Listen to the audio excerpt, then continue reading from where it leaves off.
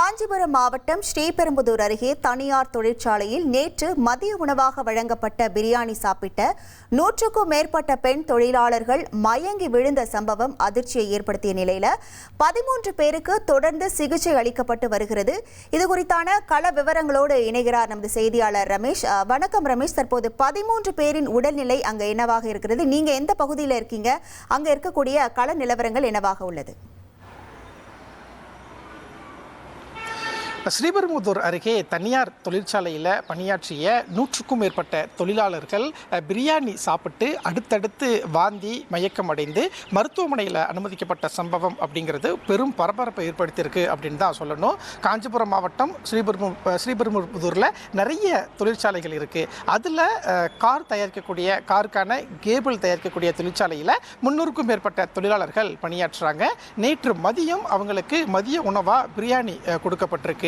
12 மணி 12:30 மணி 1 மணி அப்படின்னு சுழற்சி முறையில் தொழிலாளர்கள் எல்லாருமே உணவு அருந்த போயிருக்கிறாங்க.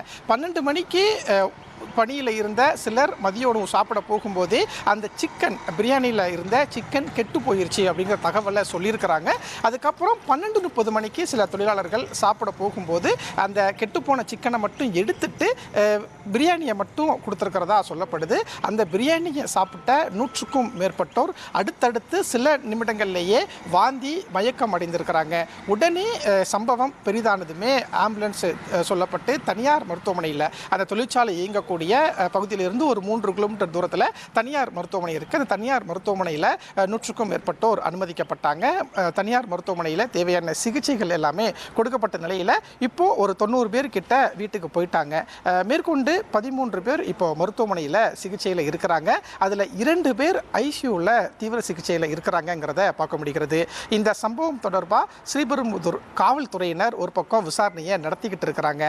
இந்த பிரியாணியில் நச்சுத்தன்மை எந்த அளவுக்கு இருந்தது, கெட்டுப்போன சிக்கன் மட்டும் காரணமா இல்லை வேறு என்னென்ன காரணம் இருந்தது, எதனால இந்த பாதிப்பு வந்தது, அந்த தொழிற்சாலைக்கு உணவு சப்ளை பண்ண அந்த கேட்டரிங் முறையான அனுமதி பெற்று இயங்கின ஒரு கேட்டரிங் சர்வீஸா அப்படின்னு பல கோணத்தில் காவல்துறையினர் விசாரணை நடத்திக்கிட்டு இருக்கிறாங்க. மற்றொரு பக்கம் மருத்துவமனையிலையும் தேவையான சிகிச்சைகள் அப்படிங்கிறது கொடுக்கப்பட்டு வருகிறது. அரசு சார்பில் தொழிலாளர் நலத்துறை அமைச்சர் 10 மணிக்கு நேரில் வந்து ஆய்வு செய்ய இருக்கிறார். அமைச்சர் ஆய்வுக்கு வரும்போது இதற்கான காரணம் என்ன அப்படின்னு அரசு தரப்பு விளக்கமும் நமக்கு கிடைக்கப்பெறும். மற்றொரு பக்கம் தொழிற்சாலையில் பணியாற்றிய 100க்கும் மேற்பட்டவரில் பலர் பெண்கள் அப்படிங்கிறதும் இதில் முக்கியமான ஒன்று. கிட்டத்தட்ட 115 பேர் பாதிக்கப்பட்ட நிலையில் அதில் 2 பேர் மட்டுமே ஆண்கள் அப்படின்னும் மற்றவங்க எல்லாருமே பெண்கள் அப்படிங்கிறதும் இதில் முக்கியமான ஒரு தகவலாக பார்க்கப்படுது.